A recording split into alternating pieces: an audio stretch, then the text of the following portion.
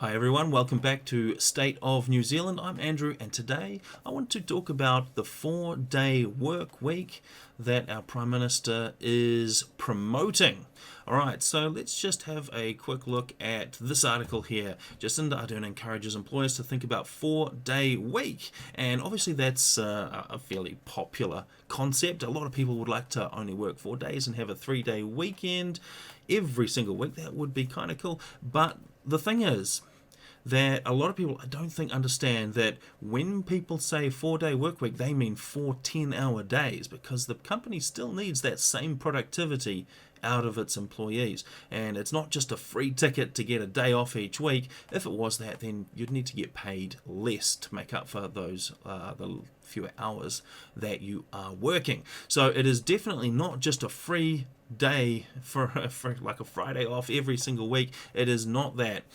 Now, the thinking behind it is that if people are more free to travel, if leave is a bit more flexible, then we could have a bit more domestic tourism. And as we scroll down, we do get across that. So we see that that's the general concept behind it, that, well, if people have got a bit more time off, they might do some domestic tourism. Now, the problem is that if you aren't as productive, then you're not going to get paid as much and you're not going to have money for that domestic tourism, but that's a slightly separate issue. So I don't think a lot of people realize that it means 10-hour days. So you can imagine going to work at 7 o'clock and maybe not getting home until 7 p.m.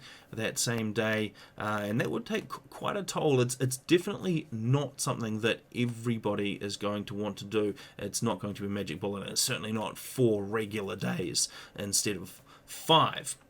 So, okay, that means that we've got this idea of a 4-day week. It could work in some situations. It might not, or definitely wouldn't work in other situations. But it could have an impact on productivity. I mean, some places say they've seen increased productivity. I mean, you could get that from having 10 hours of straight work rather than stopping and then having to restart in the morning. You don't have that lag of getting your brain running quite so many times each week. So it definitely can be more productive depending on the job. Certainly service, retail type jobs would be really difficult to have 10-hour days because the shops just aren't open that long, or if they were, then it's going to increase overheads because it still has to be open all 5 days. So anyway, that is something that the Prime Minister is promoting. Now, whether that would have a positive or negative impact on productivity, it's hard to say, and it is industry based, but it does potentially, I mean, it comes into the fact that we're going to be experiencing a contraction in our economy anyway.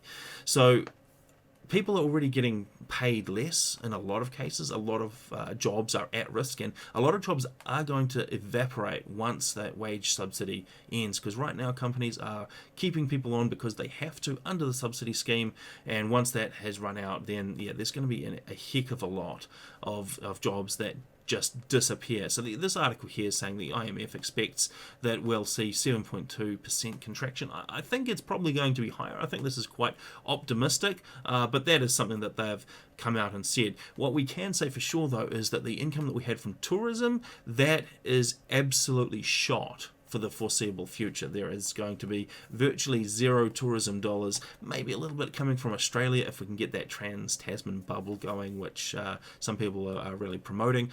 Maybe.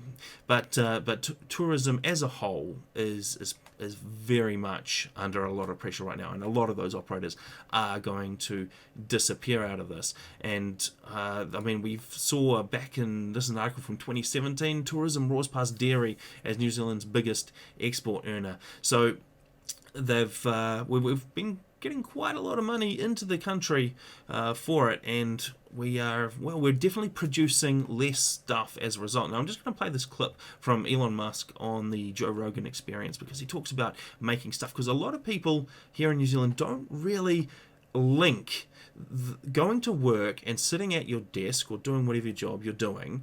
They don't really link that with an output or productivity. So it's almost expected in a lot of cases, I think, that employers should exist for the purpose of providing jobs to people. And this is certainly the Labour Party's opinion, that the jobs are in people are entitled to jobs because that's what companies should be there for. And it doesn't really matter if you're not productive or you're not very good, and you don't create any value for the company, because the company is obliged to pay employees. So there's this perception there, but they often fail to think about the stuff that you produce. And when we say stuff, we mean services, products, just anything really. So this is what Elon Musk is talking about. So let's just flick over to that and have a listen. Some people have this absurd view that the economy is like some magic horn of plenty. Like it just makes stuff, whatever. It just, there's a magic horn of plenty, and the goods and services, they just come from this magic horn of plenty. And then if somebody has more stuff than somebody else, it's because they took more from this magic horn of plenty. Now let me just break it to you, the fools out there. If you don't make stuff, there's no stuff. Yeah, so he's just saying if you don't make stuff, there is no stuff. And I think a lot of Kiwis don't really equate turning up to work with having any output. I know the government has very little output for turning up to work, so there's a good example there. So this comes back to, say, tourism and how we're going to lose that as an export earner. Now, the problem with that is that our dollar is worth what our dollar is worth because people want it. So if people want to come to New Zealand as a tourist and spend here, they need to buy New Zealand dollars. And if they want to buy products that we produce and ship them over to where they are, they need to buy New Zealand dollars to do that.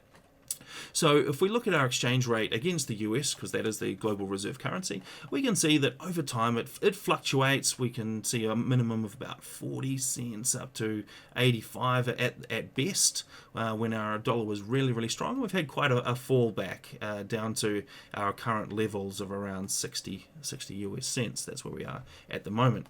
So this is based on people wanting the stuff that we produce and us wanting the stuff that the rest of the world produces. Now, unfortunately for New Zealand, we don't produce a heck of a lot outside of agriculture and tourism. Those are our big earners. So with tourism off the table, there's going to be less demand for the New Zealand dollar. So that is going to cause that price to drop. Now, the only thing that will counterbalance that is the increased demand for our food. But in order for that to happen, it means our food is going to have to sell for higher prices, or we're going to have to export more of it, leaving less of it here.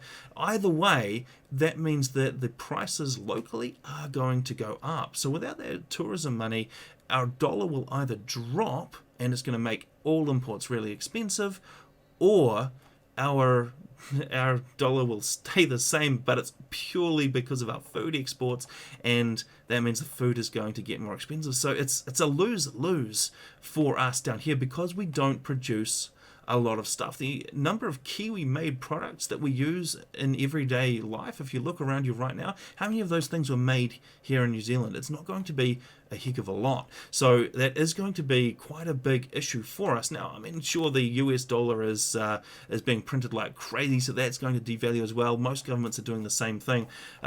So there is going to be some counterbalancing effect there.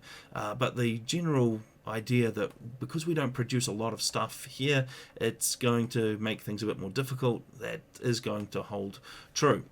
Now, in terms of how much stuff do we actually make, well, let's just have a look at our GDP. So this is in US dollars. Over time, we can see a nice climb up there back from 1960, where this chart begins, and it's currently at about 204 billion US, so around about the 300 billion New Zealand dollar mark. So that's about how much we make. Now, how do we put this into perspective? Well, let's talk about Australia. 1.4 trillion is their GDP for the same year, 2018, I think it was, yes.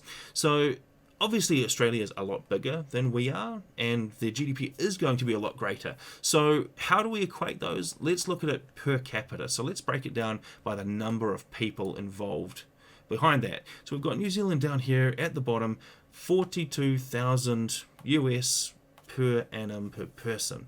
So that's basically saying every person in New Zealand on average creates $42,000 US worth of goods and services each year. Australia, well, they're up on 57, so that's a pretty big bump on top of what we produce. And Norway, well, they're way up on 81,000, so pretty much double what New Zealand produces. Now, they do have some advantages in terms of a lot of trading partners, but their population is not that much bigger than ours. So population-wise, it's a reasonable comparison. Now, what does this tell us? It tells us that New Zealand is, on average, we don't produce a lot.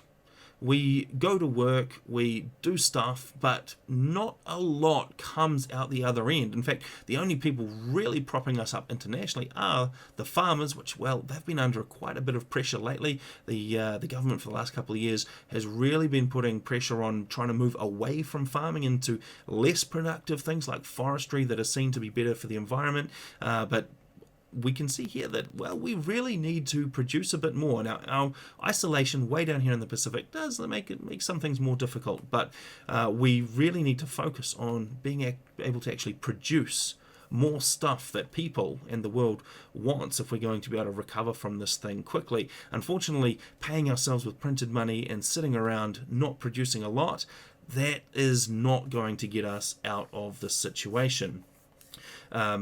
It's just not. We need to produce more, and that's where the actual output, this GDP, really comes into play. And in terms of exporting our dollars, we talked about yesterday the COVID tracing app, and I said it would probably went offshore, and yes, it did. So it enriches Jeff Bezos, according to this Herald article. So all of that money that the government paid for the COVID tracing app, that was all just offshore. And well, I know we've got plenty of smart Kiwis here that could have built that app, and they could have built it fast because we've got some smart cookies. But if we're going to have the Prime Minister and the government shipping off that instead of buying locally, that's not really going to send the right signal to Kiwis, is it?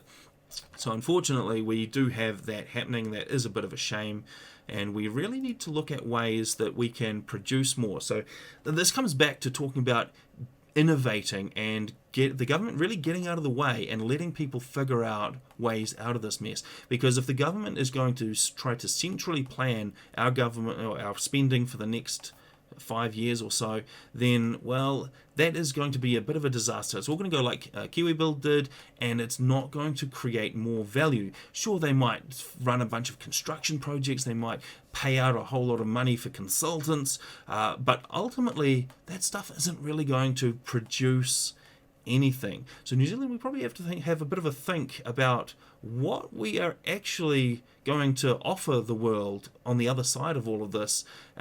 Probably need to do a little bit more than tourism and agriculture, and we probably need to stop relying on the notion that we've got that number 8 wire mentality and that we can problem solve our way out, because the sad truth is that a lot of Kiwis don't have that anymore. We like to think we do, because our fathers and forefathers, they did have that. They would get themselves out of the situation. But I think a lot of Kiwis now just don't have it in them. So we'll see what happens. That is probably all I wanted to talk about for that, but the figures are not looking good, and hopefully we'll have some better news tomorrow. Thanks for listening. See you next time.